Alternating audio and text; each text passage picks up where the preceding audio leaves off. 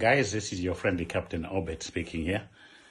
I was asked to make a quick video just talking about some motivational stuff for all the youngsters out there and any other people that want to get into the aviation industry.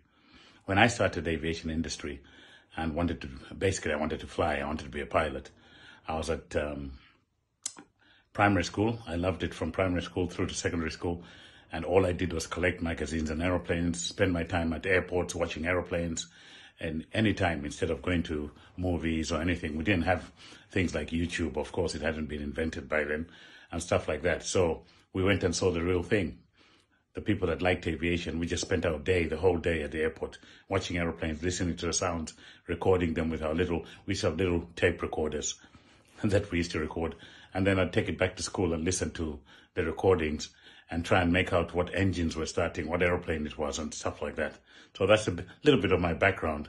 This was all when I was still at secondary school. In fact, is when I was doing most of the recording, because then I could afford a tape recorder.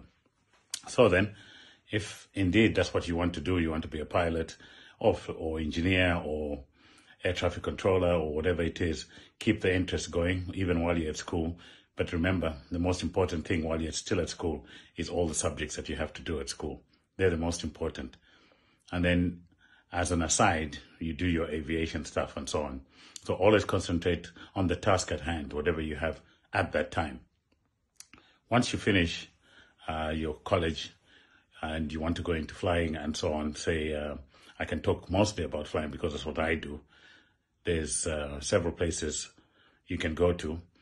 Aviation's always had the problem with funding. It's an expensive trade, so to train has always been a problem for people to get any funding. So whatever country you come from, don't forget that you've got the Air Force in your country. You can always join the Air Force. I know they don't recruit all the time, but when they do, I think you should really consider joining the Air Force.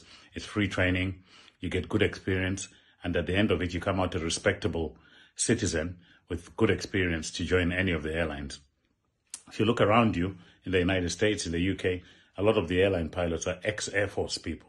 So don't discount the Air Force. It's really, really good training. It's one of the best places to train, especially with funding issues as they are.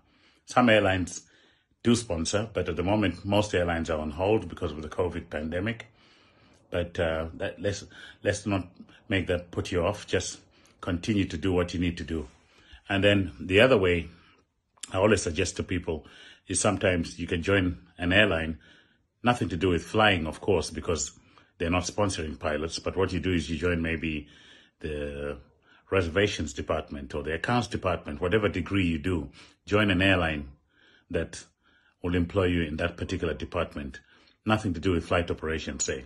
But once you're inside the airline, you can now start flying or join a flying club and doing stuff like that. And within an airline, as an employee, you can try and get a loan from within to get into the flight operations department.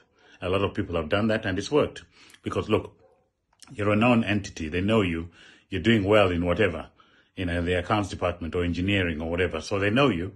So it won't be a problem for them actually giving you a loan and considering you to be one of theirs. And when they do sponsor, you can be actually at the top of the list of people that they'll send off because, as I said, you're a known quantity. So that's one other way you can get some funding. The other thing, of course, is always speak to other pilots and have them mentor you. I do a lot of little lessons on my YouTube channel. I do lessons on my Instagram. So I try and help out that way by sharing knowledge, because the more you share knowledge in aviation, the safer we all make it.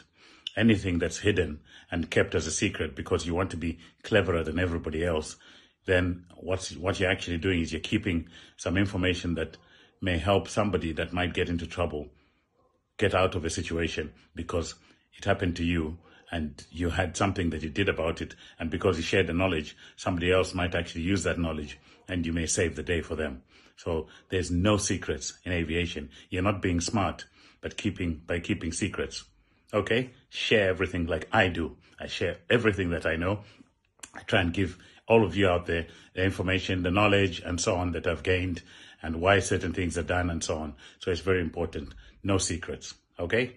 So, I hope you get some tips from my page all the time. Just log on and see what I'm talking about at a particular time, and it should help all of you. What else can I say? I'm in Hong Kong. I've got a simulator session tomorrow. I had a flight yesterday. I went to Dhaka in Bangladesh, and I'm just on a day off today, but I'm in the simulator tomorrow. I'm flying again on Friday. I'm going off to Singapore. So that's how it goes. It's a great career. Remember, even if you're 40 years old, even if you're 45, you can still join aviation, be a pilot, and you still be a captain long before you retire. Remember, retirement age is 65. So even if you joined at 45, you've still got a 20-year career. So do it. Don't be discouraged. Go ahead. Later.